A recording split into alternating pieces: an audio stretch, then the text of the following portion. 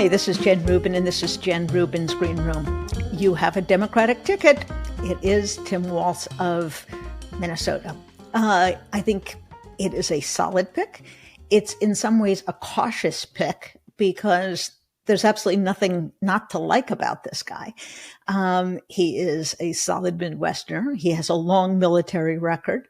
He has been governor. He has a record of executive experience. He is magnificent on media, and he kind of balances the ticket in the same way that I think Biden balanced Obama's ticket. What do I mean by that? Although he's the same age, he looks a little bit older. He is not a coastal elite. He's not a lawyer. He grew up in small town or rural America where Republicans have dominated until now. He was a football coach. He's about unlike the typical, stereotypical Democrat that Republicans like to make fun of. He is, in a word, what J.D. Vance pretends to be: authentic, nice guy, America's dad. So is it a good pick? Absolutely. I think it's a solid pick. You will not find Democrats who have really any complaint with him. He's going to have some crossover appeal to independents and maybe even some Republicans. Now, what about the other candidates? Well, I think it was clear that she wanted executive experience. And in fact, it did come down, I believe, to Walz and Shapiro. What about Shapiro? There was a malicious campaign, is the only way I can describe it, from far left anti-Semites, suggesting that he was too pro-Israel or that he was going to be a problem for the ticket or would cause dissension in Democratic ranks. That was all bunk. He has a position on Israel that is no different than Kamala Harris's and no different than Walz's. So if the aim was to keep someone who is pro-Israel off the ticket, they failed miserably. But Shapiro did offer, at least theoretically, the potential to deliver Pennsylvania, which is an absolutely critical state. But take a step back. What does that really mean? Does it mean that Pennsylvanians wouldn't vote for her without Shapiro on the ticket?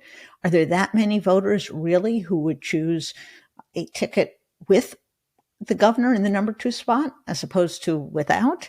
I don't know about that. And moreover, Walz does something that Shapiro maybe doesn't do as well. And that is he cuts down on Republicans' advantage in rural areas. Pennsylvania's been described as Pittsburgh and Philadelphia with Alabama in between, meaning rural, conservative, gun owning. Well, you have a guy who's a rural gun owner in Walz, so he can certainly help there. And I think he can help in comparable areas in Wisconsin and Michigan, places that they have to do well. So I'm not sure that Pennsylvania was a lock with Shapiro on the ticket. It was going to be won and it is going to be won by the top of the ticket. And while Shapiro is a very gifted politician, as governor, he can help deliver the state as well. He can turn over his political machine. He can campaign throughout the state with the ticket. So I'm not sure that they lose Pennsylvania or they put Pennsylvania more in play than it already was. I think Pennsylvania is very gettable for the Democratic ticket. Now, how does he match up, Walz, against J.D. Vance? Just saying it is kind of funny, I admit, because Vance is a complete phony. He's changed his mind on everything. He used to think that Trump was a Hitler figure, and now he has nothing bad to say about him. He was a critic of the whole MAGA movement, and now he's the choir boy of the MAGA movement. He is a phony. There is something off-putting and, yes, weird about him. He is a devotee of this new right philosophy that's embodied in the 2025 project. He's an extremist. And he's mean, and he's kind of grotesque in the people that he attacks. Single women with cats. What is that all about? So when you see the two of them on the stage, you can just imagine Vance trying to do his shtick about how Democrats are un-American or weird, or they're going to bring down civilization. And Walz is going to turn to him and say, get a load of this guy. He's a creep. Who wants to have him in the White House for 4 years? So I think he has a disarming ability to call the bluff of Republicans. And sometimes I think Democrats do make it too difficult. They rely too much on policy and not enough on just the kind of gut ambience of a ticket that is now thoroughly weird, thoroughly out of touch with America, is reduced to nothing more than race baiting and misogyny. So I think all in all, it was a very solid pick. And what I'm most impressed with is the process. How diligent she was. She was operating under unusual time restraints. Usually this process takes months and months. There were no leaks. We did not find out about the nominee, the potential nominee for vice president, until 3 hours before their first appearance. I don't think we've ever had as buttoned up an operation before. She clearly narrowed the field to the best possible picks. And I think she chose someone who, as she said, is going to be a partner, is going to be part of a team.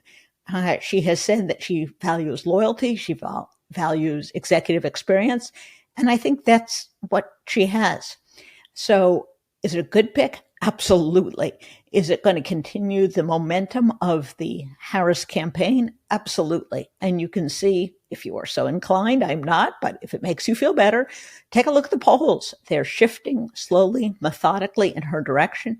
And we've yet to have the Democratic primary. And we've yet to see this tour in which she and Walz are going to go out around the country to each one of the swing states. Going to generate a lot of press, going to generate a lot of local media. So I think there's plenty to be optimistic about.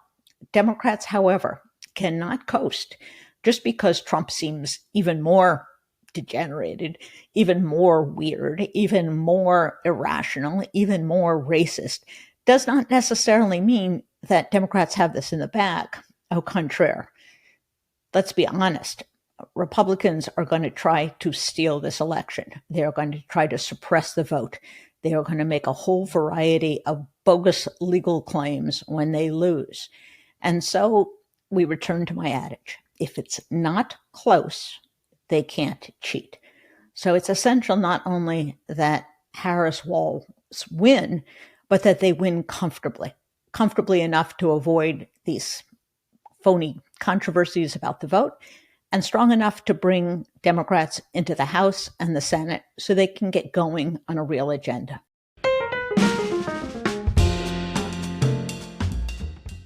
Wow, has it been a beastly hot summer? But I've got good news for you.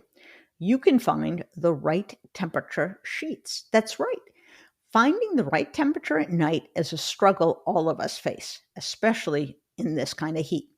It can make it hard to fall asleep, but recently I found a way to sleep in perfect comfort all night long. That's right, all through the night, whether you sleep too hot or even too cold. My secret is using thermoregulating, NASA-inspired, silver-infused bed sheets by Miracle Made. Their self-cleaning antibacterial bedding even prevents 99.7% of bacteria. So they stay fresher 3 times longer. That means 3 times less laundry, too. Thanks to Miracle Made, you'll stop sleeping on bacteria that can clog your pores and lead to breakouts and acne. They even eliminate bad odors, so your bed always feels freshly made. Life is much more comfortable and clean with Miracle. Their self-temperature regulating, silver-infused fabrics were inspired by NASA to give you maximum comfort no matter what the weather is like outside. Just picture yourself getting a better night's sleep every night, just like you're in a luxury hotel. Plus, Miracle sheets feel soft and luxurious without the high price of other luxury brands. They feel even nicer than sheets used in some 5-star hotels. So you feel like you're on vacation every time you get into bed. I imagine myself, I don't know, south of France, Hawaii, someplace luxurious, someplace cooler than it is right now. So ask yourself, what part of dreamland will Miracle take you to? Miracle has a whole line of comfortable, self-cleaning bedding, pillowcases, and comforters. I know you'll love them. Go to trymiracle.com/greenroom to try Miracle Made sheets today. And whether you're buying them for yourself or as a gift for a loved one, if you order today, you can save over 40%. And if you use our promo Green Room at checkout, you'll get 3 free towels and save an extra 20%. Miracle is so confident in their product that it's backed with a 30-day money-back guarantee. So if you aren't 100% satisfied, you'll get a full refund.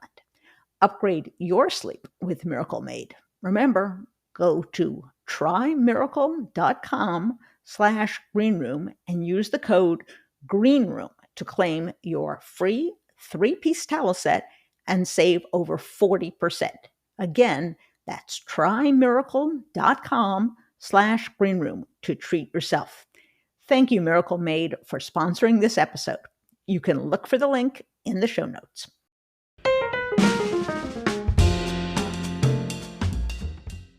Wow, what a day today.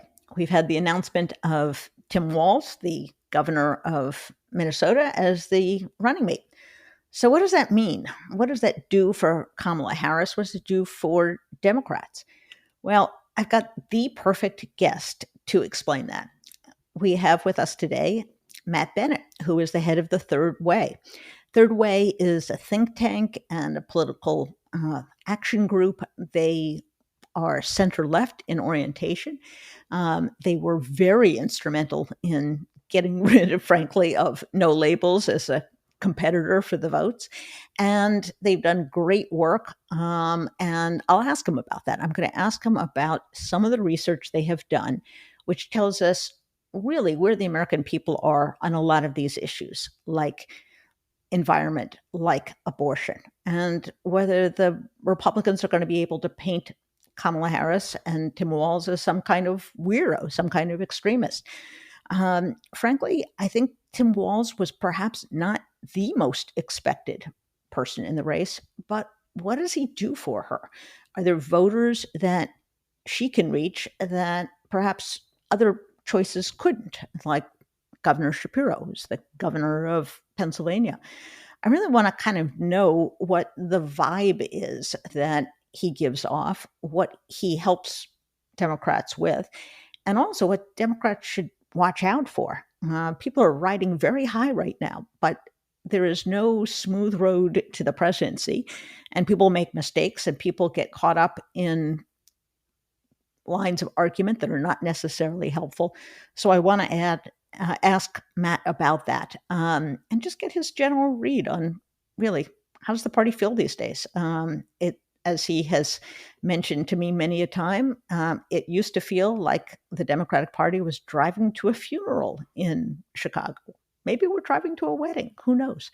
Hopefully it'll be a happy marriage. So I'm delighted to have as our guest, Matt Bennett from Third Way. Matt, welcome to the show. Thank you. It is an important day. We're recording this on Tuesday, and Tim Walz has just been named as the vice presidential nominee. First of all, do you know him personally? Have you met him? Are you familiar with him? I met him when he was in Congress, but I wouldn't say I know him, but he's exactly what you think he is, friendly, avuncular, nice guy. And what do you think he brings to the ticket that maybe some of the others didn't, or simply that he does better than some of the others who are under consideration? Well, I don't know exactly why she chose to go this direction. We probably never will know. It was just a confluence of things. But clearly what he brings is this very friendly guy next door vibe. And I think that's very important. He is a very normal person. He's a football coach and he repairs cars and he goes ice fishing and he goes to the fair. And he's just a good dude and he's very recognizable to most people. And I love the contrast between this kind of nice favorite uncle vibe, and J.D. Vance, who has spent the last 3 weeks explaining away or trying to explain away his incredibly nasty, negative, biting commentary that he makes about his friends and neighbors. And so I think that matchup looks pretty good. The other thing he brings is a pretty well-rounded resume in government. I mean, he spent a bunch of years in Congress. He's now been a very successful governor in a Midwestern state. They've done a whole bunch of things. Minnesota works really, really well. And so I think he brings a lot to this ticket. And 24 years of military service as a commissioned guy who really was kind of there with his men. He wasn't a PR guy in Iraq as J.D. Vance was. I don't want to diminish that. But this was a guy who was in the service for 24 years. And as I understand it, had some hearing loss because he was in the artillery and suffered what many of these guys do from these loud blasts, which loss of hearing.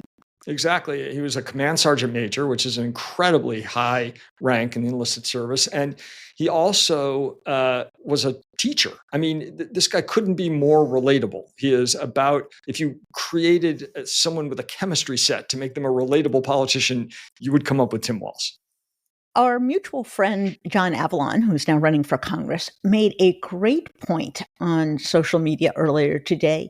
He said, this is a guy who really helps bridge the rural-urban divide. And I thought it was a super insightful comment. Let's talk about two aspects of that. One is helping the ticket/Democratic Party, and then on the other hand, helping the country.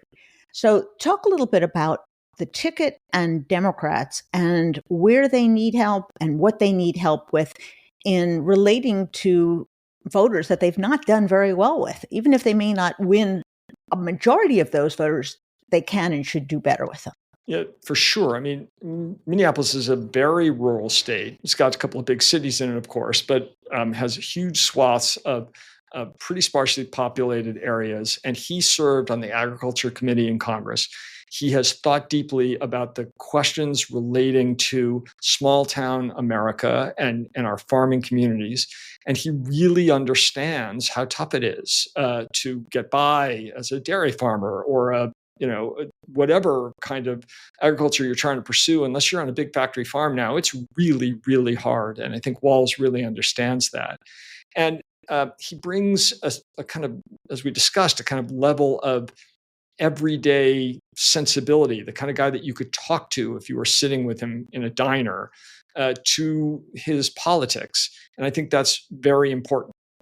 This isn't to say that suddenly the Harris ticket is going to magically turn around decades of loss that we've been suffering with rural voters. We're not. But there's a huge difference between losing by 60 and losing by 70. And that difference is between winning and losing the election. And I think that Walz can really help stem the bleeding. He can win some votes of people who are deeply skeptical of Trump, but maybe a little bit queasy about Democrats and reassured by a guy like Walz. And then he also has thought and dealt carefully with urban issues. I mean, he was governor during the Black Lives Matter protests in Minneapolis, and he has managed his way through those crises. And the city and the state are doing extraordinarily well. CNBC ranked Minnesota as the sixth best state in which to do business in the United States. So I think he can talk the talk in both kinds of places. The other aspect I think that our friend John Avalon was talking about was the country as a whole, which he points out is maybe more profound than red and blue states, because we have purple and blue states with many places in between that are rural or small town America. The big example being Pennsylvania, which has been characterized as Pittsburgh, Philadelphia, and Alabama in between. Perhaps not fair to either Alabama or Pennsylvania. But the point being is that we think of one another, those in urban America and those in rural America, we think of each other as freaks, as stereotypes, as people. If you're looking from urban America, oh, those people don't care about education, or those people are intolerant. He goes a long way to kind of breaking down those stereotypes and making the portrait of Americans much less black and white, I think, than it has been. Talk to us a little bit about that ability and kind of what you think is a message or an attitude that might, beyond the election, help solve some of these divides and this animosity that has grown up? I mean, it's been a long time since Democrats have had on the ticket somebody that could appear on a football podcast as a color commentator. I mean, he really knows what he's talking about, and he can talk about cars, and he can talk about the things that normal people who don't obsess over politics all day. And apparently, there are people like that, Jen. I'm told, but in fact, that's most people. He really can relate to them because that is how he has lived his life. And I think it's very important that America be led by people that don't appear to the vast majority of Americans as kind of completely out of touch with what's going on in their lives. And there is no matter what Trump and Vance try to do to Tim Walz, they're not going to be able to take that away from him. He is somebody that truly is relatable because he understands the way people live. And I think that was one of the big appeals of Joe Biden, despite the fact that Biden has spent his entire adult life since he was 29 years old, and he is famously no longer that, in government service with a couple of years off in between his vice presidency and presidency. He grew up in Scranton with a family that struggled economically, and he did understand how people live. And I think having somebody like that on the ticket is very, very important. And I think of various policies that Democrats, progressives value. And I think they tend to forget that these are issues in middle America. I once talked to Amy Klobuchar about the childcare deserts in the Middle West, in rural America, that it's really hard to find childcare in an area that is not densely populated. Is it in those areas, in policy areas as well, that he might be able to demonstrate to voters that, hey, Democrats can do something for you? We have ideas that might make your life better, as opposed to simply being a culture warrior for whatever grievances and problems they might have. Yeah, I do think he can do that. And look, what we've seen in politics is there is a middle ground between what is essentially frivolous baloney. So Democrats are coming for your plastic straws, Right. okay, people don't like non-plastic straws, but it isn't going to affect anybody's life. And things that are so abstract that people don't understand how it's going to affect them or their communities. Like the Inflation Reduction Act is fantastic, is a great piece of legislation, but it is kind of hard to explain to people who don't pay a lot of attention to public policy why it matters to them. I think Walz can find the middle ground between those things that are too small or too large and talk to people about things that they really do struggle with. And you pointed to one, there's many of them. Another one, for example, on the other end of the age spectrum is caregiving for seniors. That is a huge, enormous issue. My own family has encountered that recently. And we're very fortunate, but a lot of people can't afford to bring in help with their families. And it is an crushing burden for so many Americans. And I think what Tim Walz can do is at a town hall meeting or in an interview with local press or one-on-one can really relate to people about the things that they care about and that are really causing the biggest burdens for them in their lives. Back up a little bit and talk about the Harris campaign in general.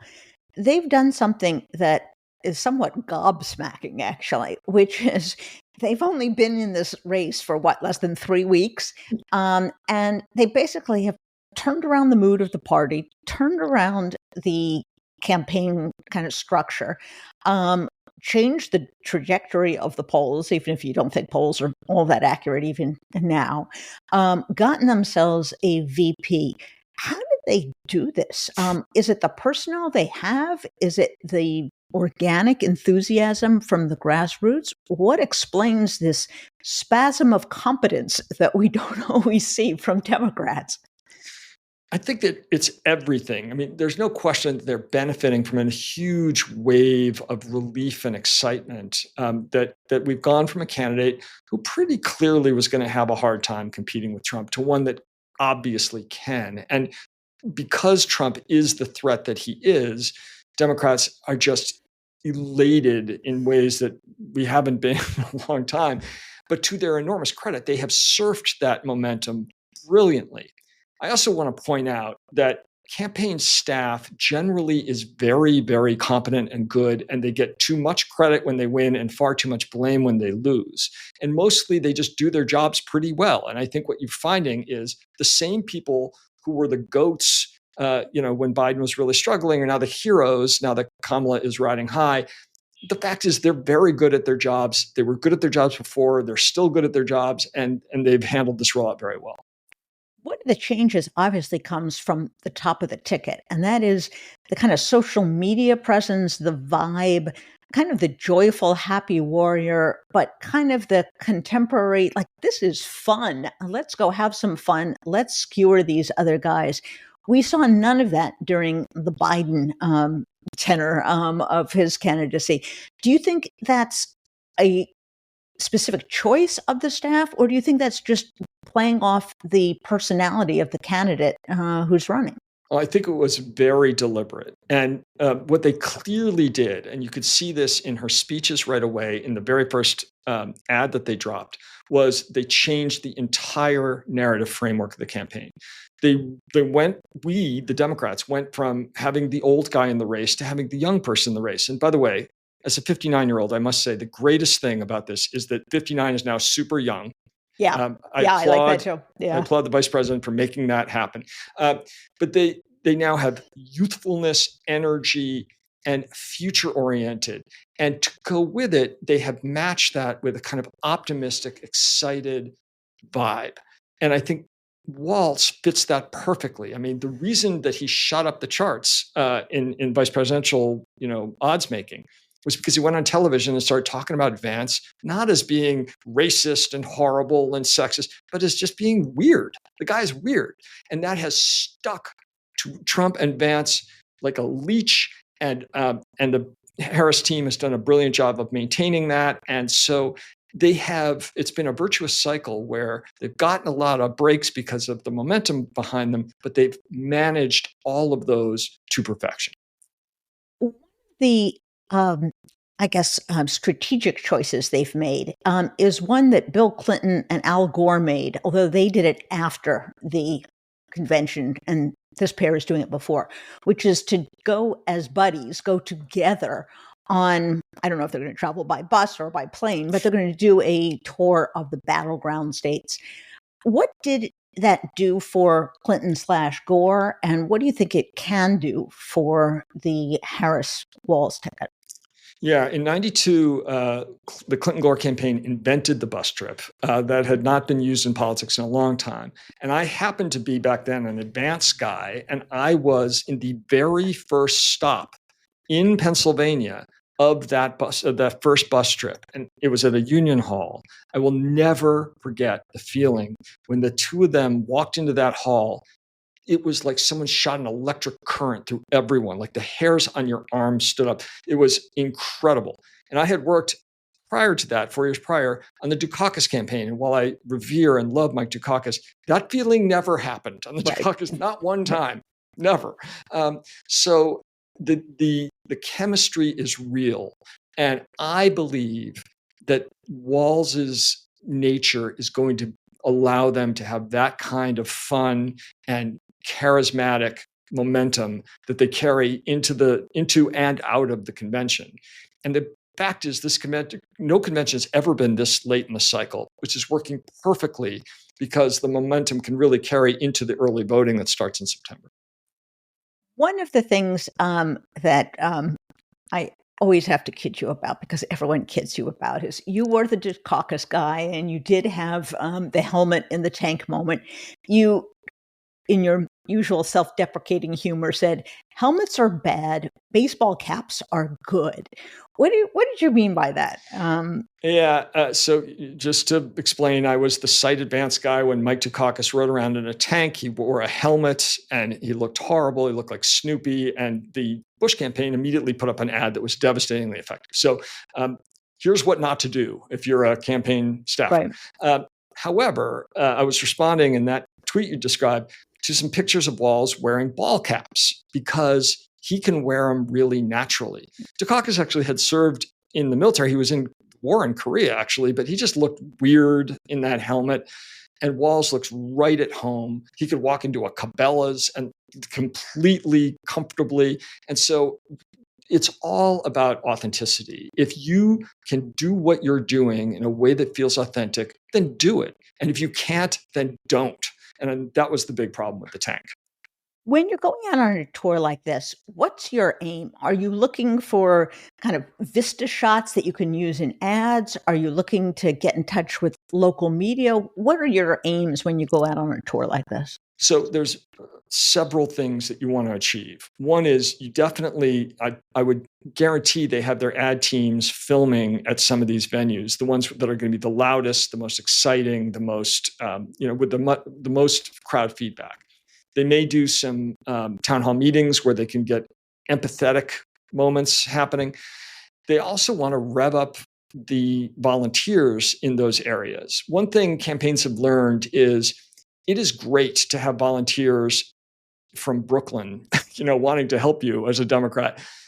But you really need people from Scranton to knock on doors in Scranton. And so these kinds of tours generate a bunch of names for the campaign of people that they can tap to help them with phone banking and door knocking. And then, of course, you want to get local media coverage. Most Americans get their news from sources other than, I hate to say it, the Washington Post. Absolutely. I'm a proud subscriber, but they get it from local news. And when you do these kinds of tours, you're guaranteed coverage on the local news, and that's very helpful as well. When you go out on one of these tours and you kind of interact with the crowd, sometimes I would imagine this kind of changes your approach. You're getting inputs at the same time. In this case, I wonder if it's, again, a real advantage to do this before the convention, because after getting all these inputs, after getting all this, they can then kind of absorb that and talk about that at the convention. I don't remember another opportunity to do that. That kind of gives it a little bit more authenticity instead of this weird, very sterile, artificial kind of event that we've gotten used to at TV conventions, which is essentially what they are, TV shows. I think that's a great point. And, it's kind of like a comedian that kind of works out their routine. They do it 3-4 times a night, and they work the kinks out. They find where the beats are and the laugh lines. It's the same thing. And one thing you got to say for Harris is she has been sharp in her stump speech. I think it is 13 minutes long. Trump's is 92 minutes long. Give or take 15 minutes plus or minus. And she knows where the beats are and she lands them. And that is very important because as they add them, as circumstances change, they will be able to weave some of those into the convention speech, which a lot of people are going to watch, which she will be graded on, which will be part of the conversation for a long time. So I think you're right that this is very helpful as they move towards the convention. And let me just say one other thing about what they've been doing out there. When I watched the Atlanta speech, I watched it carefully for one very important thing. Megan Thee Stallion was there, the hip hop star. And I wanted to know, was that her crowd or Harris's crowd? Because when John Kerry used to appear with Bruce Springsteen in Philadelphia, that was Bruce's crowd. Right. Let's just be clear. I like John Kerry. I was a big supporter, but those people were there to see Bruce. That was not the case in Atlanta. They were there to see Kamala, and that's very important.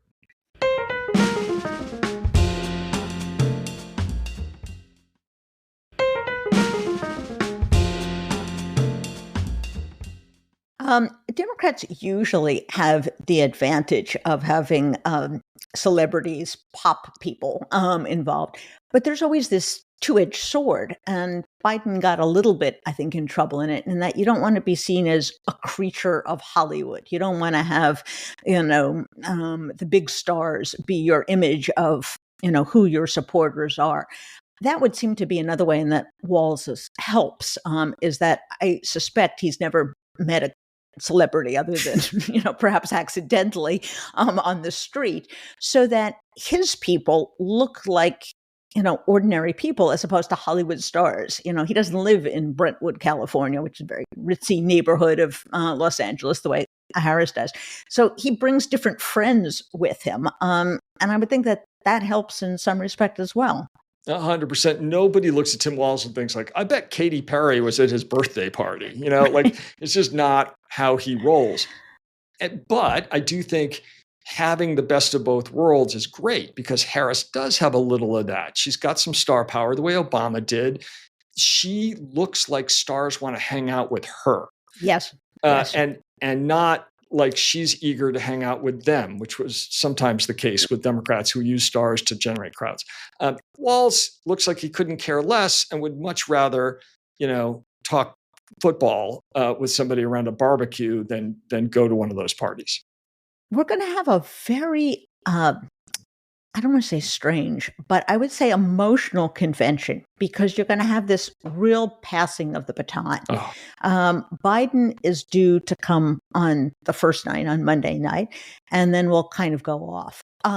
What do you expect that to be like? He was much beloved. He's given his life to this party and to the country. The campaign kind of was obviously not his finest moment, but his giving up the campaign may have been his finest moment. What do you think he's going to say? And what do you think the reaction to him in the hall is going to be? I think the House is going to come down. I mean, to your point, Democrats love Joe Biden right now.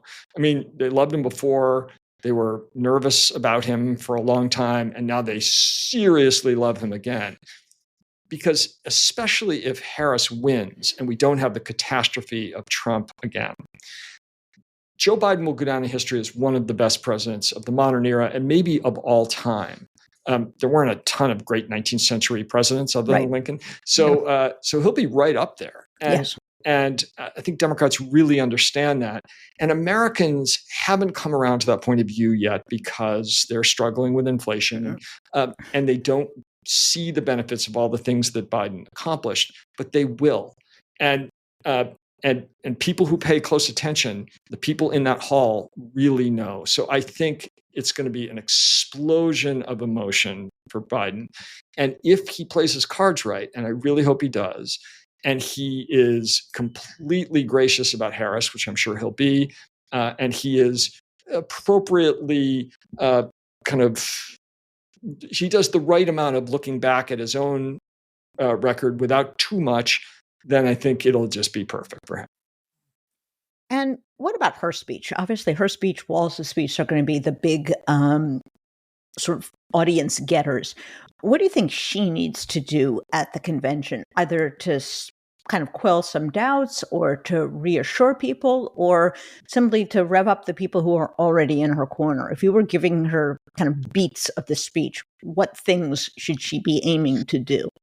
Well, the thing that she's extraordinarily gifted at is prosecuting the case against Trump. And there's going to be a bunch of that in this speech. And there has to be, because this has got to be a choice and not a referendum on her.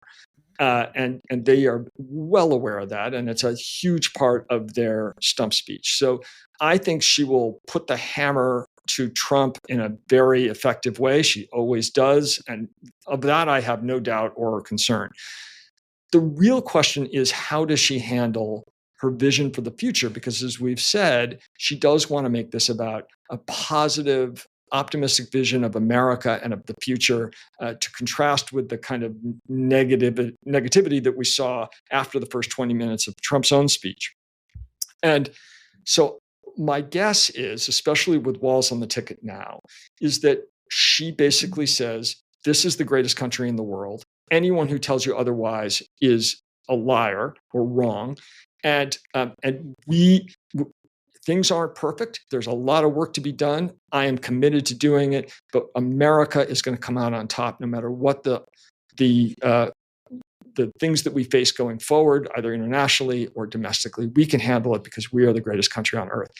So I think an optimistic patriotism I hope will be the kind of centerpiece of her speech. Now, Democrats have traditionally been weak on a few issues. One is crime, and the other is immigration. On crime, although people don't believe it, we're at a near 50-year low. On immigration, thanks to the executive order that was necessary because Trump tanked the immigration bill, we're seeing plunging rates at the border. you can tell people that, and they may not really believe it or understand it. What's the best way for her and for Walz to present that to the American people? Why you should trust them on those two issues that a lot of voters legitimately care about? Right. And I think a couple of things have led to this perception that Democrats are weak on those issues. Some of them are real and substantive, and some of them are made up. The real substantive thing on immigration was there was a crisis at the border for a really long time until the executive order was passed. And you could argue, I think persuasively, that Biden maybe waited a little too long to take that action. To be fair to the president, though, and to her, to Harris, they were trying to cut a deal, which they then did cut with Jim Lankford of Oklahoma, a very conservative, tough on immigration Republican, a very good deal that for a moment looked like it was going to be the answer to this problem and would be. But as you say, Trump tanked it because all he cares about is himself. And he was worried that this would hurt his ability to use this as a wedge issue in the campaign. So I think on immigration, what they have got to make clear to people is the stereotype of her as an open borders liberal is complete nonsense, that she has been extremely tough, that she will continue to be tough, but she will be tough within the bounds of what is acceptable behavior in America. And that does not include tearing babies out of the arms of their mothers at the border. It does not include throwing children into chilled cells and sending them off without a trace so that they cannot be reunited with their families. And it doesn't include establishing giant camps to deport people in through some kind of mass deportation plan, the way that the Project 2025 talks about. So I think she needs to contrast her vision for a orderly border against the kind of barbaric vision that Trump and Vance offer. And then on crime, I think it's relatively similar. Democrats were hurt by the perception that we wanted, for example, to defund the police, a thing that began with the crisis in Minneapolis. But that is ancient history. Democrats don't want to do that. No, most Democrats, very much including Harris and Walz, never wanted to do that. And so we need to make clear that orderly and safe communities are an enormously important priority for this ticket, and that they will do the things necessary to do to make sure that crime stays under control, continues to go down. And they will puncture some of the myths that the Republicans are telling about crime. I mean, the problem is that conservative media uses anecdotes rather than data. So they constantly harp on the same, one horrible murder, which, while terrible and regrettable, is a very small part of American life. And they ignore the fact that for most Americans, our cities are much, much safer. I would expect as well that she's going to play the prosecutor versus predator card. Indeed. She's already started doing that. Right. And she's going to get up there and say, you want to lecture me, a prosecutor who put these creeps in jail? You, Mr. Convicted of 34 counts of crime? That's perhaps a rhetorical response, if not a substantive response, but it kind of might work because I think they want to hear from a Democrat that this is someone who put people in jail, that she's not allergic to prosecuting criminals and treating them like they should be put away if they're a danger to society. 100%. I mean, her signs, her slogan when she ran for president in 2020 was "for the people." And the reason that's because the first thing you say when you stand up in court as a prosecutor is, "I'm Kamala Harris for the people." And that is who she is at her core. She is a prosecutor, and he, at his core, is a criminal. He always has been. He's only recently been convicted, but he's also an adjudicated rapist. He's an admitted sexual predator. I mean, he is a bad person, and she is the good guy. And I think you're exactly right. She's got to make that clear. One of the things I did recently, and full disclosure, I went to Third Way to get some data because you guys are a great data shop, was to look at some of these issues that Republicans say are liberal or kind of fringe issues. And what I discovered is things like protecting Medicare and Medicaid, investing in green energy, access to abortion. These are not only popular issues, these are like 70% and above issues. That what has been painted as kind of fringe is much more mainstream than Republicans and right-wing media would have people understand. You guys are known as kind of the moderate Democratic policy shop. That's what Third Way is. How do you kind of explain that to people and embrace where Democrats are? A lot of times they talk about moving to the center. How much of that is moving and how much of that is explaining where you already are and explaining why that's popular? Yeah, I think it's a great question. Look, I think there has been some moving. Let's just be clear. When Kamala Harris ran for president last time, she took some positions that we didn't like as the center left on things like banning fracking and some stuff on immigration and other things, Medicare for all, for example. She has repudiated all of that, and so that has been a shift, but not in her principles, not in the ends that she seeks to achieve, but in the means, in the policy ideas. And in our view, at least, good politicians shift their policy proposals and their means all the time to meet reality, whether it's legislative, political, mores of the country, what have you. They do not shift their principles. Principles should be forever. Bad and craven politicians like, say, J.D. Vance changed their principles to get elected to office. And what Harris has done, for example, on, let's say, on clean energy and climate change, has said, look, I still believe there's a climate crisis and that we must move to clean energy, not only to meet that, but to lead the world in this giant new market. I just think that we can do it in different ways. I've been vice president for 3.5 years. We passed the Inflation Reduction Act and the CHIPS bill and the infrastructure bill. And those are the ways. Making clean energy cheap is the way I want to approach it now, because I've learned a lot talking to people traveling the country. She's learned a lot about how to protect people's affordable health care through the ACA rather than Medicare for all. She's learned a lot about how best to handle the immigration issues. Learning and growing is good in politicians. Contorting yourself to your new political master and changing your principles to do so is bad. And I think it's very important for folks like us to applaud her when she moves to the center, to a place that is more widely accepted by Americans and we think better public policy, and not condemn her for once having positions that we didn't agree with. One issue that you've been intimately involved in well before your days at Third Way is the gun safety issue. And here it would seem that the caricature that Republicans put out there should be really easy to puncture. First of all, Walz is a gun owner and he's a hunter. He's probably the only one of the four who really is comfortable with guns and has shot something, and something that's not human. When she goes to say to people, I'm not here to grab your gun. I'm here to have universal background checks. Oh, 70% issue. I'm here to ban assault weapons, maybe a 60% issue. Does Walz help her with that? Does she make some headway with those people?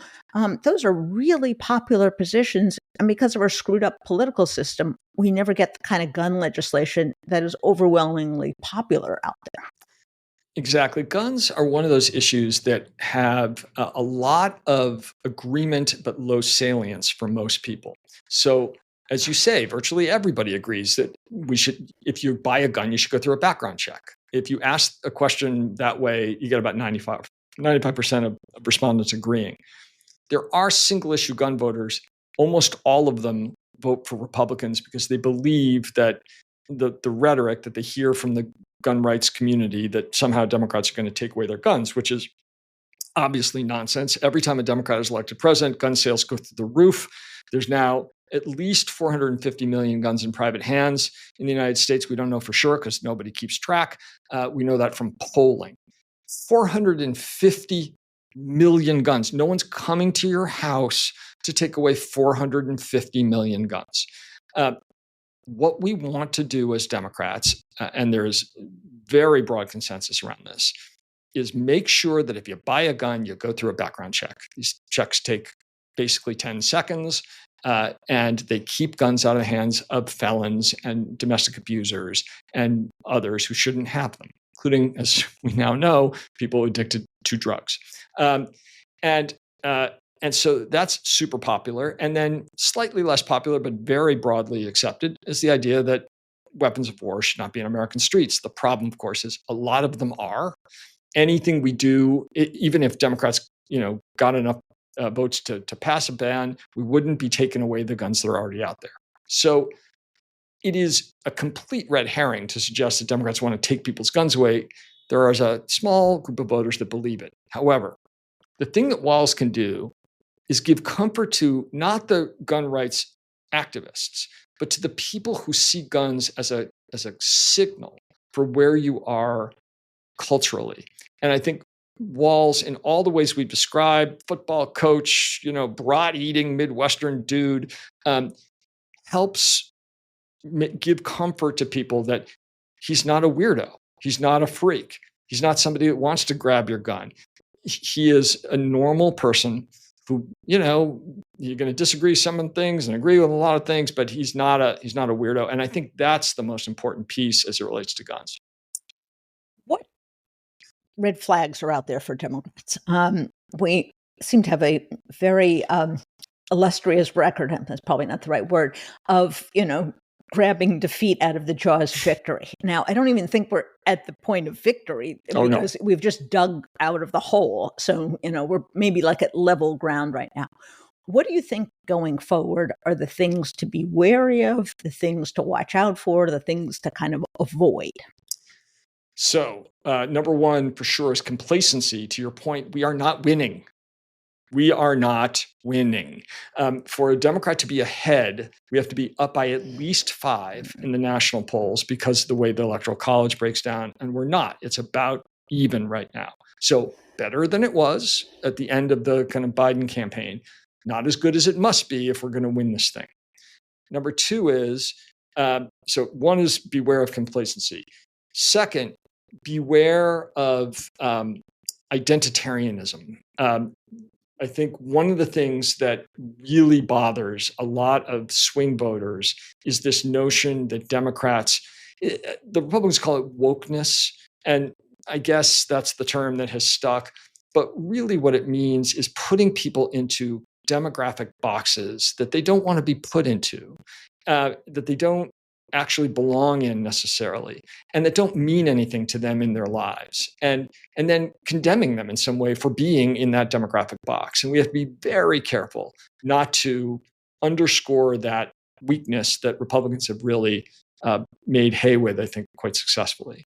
And that means being careful about some public policy ideas that could help underscore that. And it also means language. I mean, we have stumbled when Barack Obama said people cling to guns and religion, when Hillary Clinton talked about a basket of deplorables. Like, those are the kinds of incautious moments that happen, for the most part, off stage, that can really, really hurt us.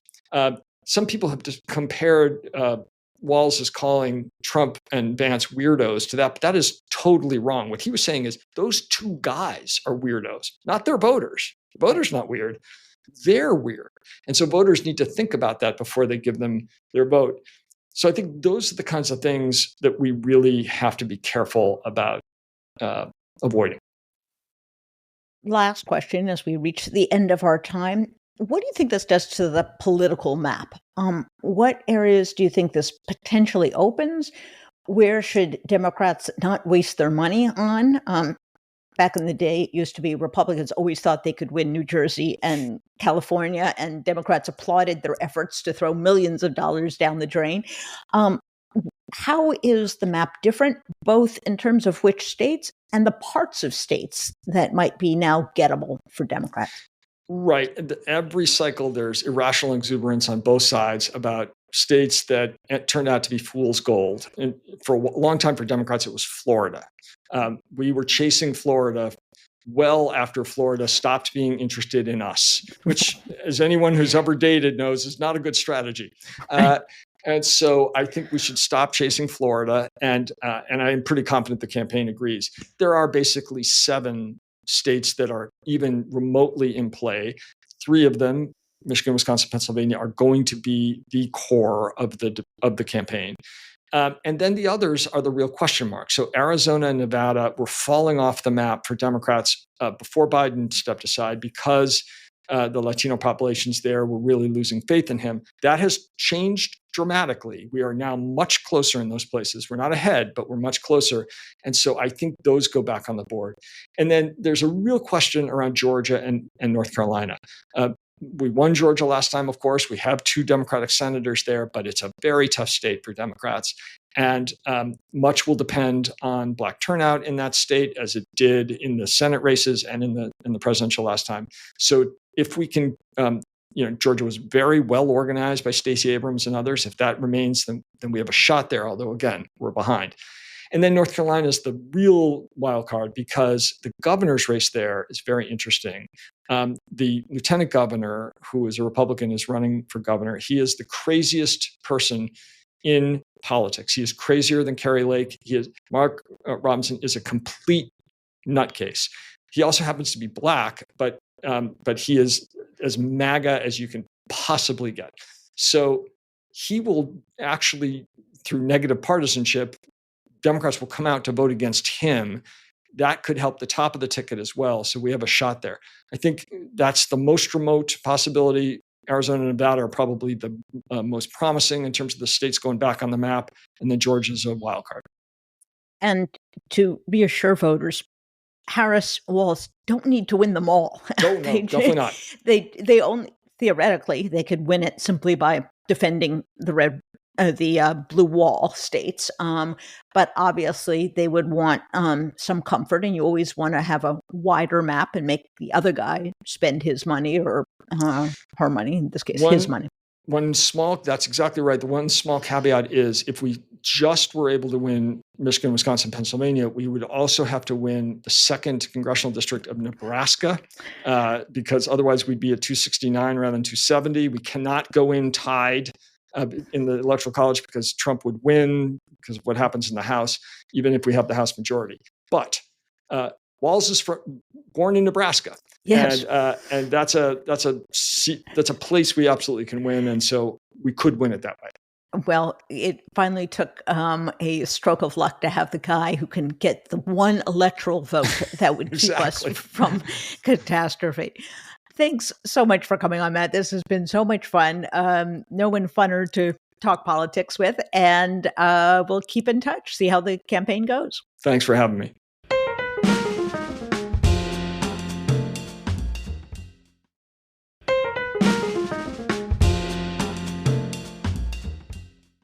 And that was Matt Bennett. Wow. He is such a source of information and of perspective, not just his Michael Dukakis story, of course, but in terms of kind of giving the lay of the land. And I think what he was saying is this is a way to flip the script. Republicans have tried to insist that they're real Americans, that the rest of us are freakish or elites or unpatriotic. And what Walz helps Kamala Harris do is flip that script, say, no, we're the real Americans. We're the ordinary people. Americans are decent, hardworking people. It's the greatest country in the world, as he said. And it's you guys who keep running down America. It's you guys who keep propounding these wacko ideas that no one wants, these extreme ideas. And we're the ones who are kind of core America. We have American values. And that's not a opportunity Democrats get a lot of. It's very easy to paint them sometimes as urban, out-of-touch elites because more Democrats live in places like New York City and San Francisco and Chicago, and fewer Democrats live in the heartland. But I think what Matt is saying is Walz allows us to go into those areas and to make an appeal, to give people some reassurance. And remember, all elections these days are won at the margins. No one's going to win this election by 10 points nationally. So we're talking about a few percentage points in one state or another state, one of those 7 states that Matt talked about. And so if you can get a Walz to go into those areas in Wisconsin, in Michigan, in Arizona, in Georgia, in North Carolina, and just reduce the margin for Democrats. Instead of losing by 70 points, he says lose by 60 points or even lose by 40 points. That would be extraordinary. That would mean that electoral votes that were not previously gettable do become gettable. And remember, that means not only the opportunity to win at the national level for president, but it's also going to help the Senate and it's also going to help the House. Because if Harris and Walz get into Congress and they are facing a Republican House and or a Republican Senate, it's going to be a miserable experience. And they are not going to be able to do the kinds of things that they want to do, which is reform the Supreme Court, which is build on the successes that the Biden administration has. So I think it's going to be a fascinating race. I think it is going to be a really fun ride on the way to the convention and at the convention. So please follow along. We are going to start doing more spontaneous videos and other programming to keep you up and current with what's going on. We'll do that during the week of the convention, and we'll do it before on the run-up. So keep yourself alert. Look for our videos, look for our podcasts, and please do tell your friends. I want to hear from you. Please message, please ask questions, and remember, tell your friends, tell people who you're trying to reach. This is where you can get some really frank, really fun conversation about politics and about policy, and sometimes even about a history book or two. So thanks for joining us. Remember, tell your friends. They can watch and follow on YouTube, Spotify, Apple Podcasts, or wherever they get their podcasts. Bye-bye.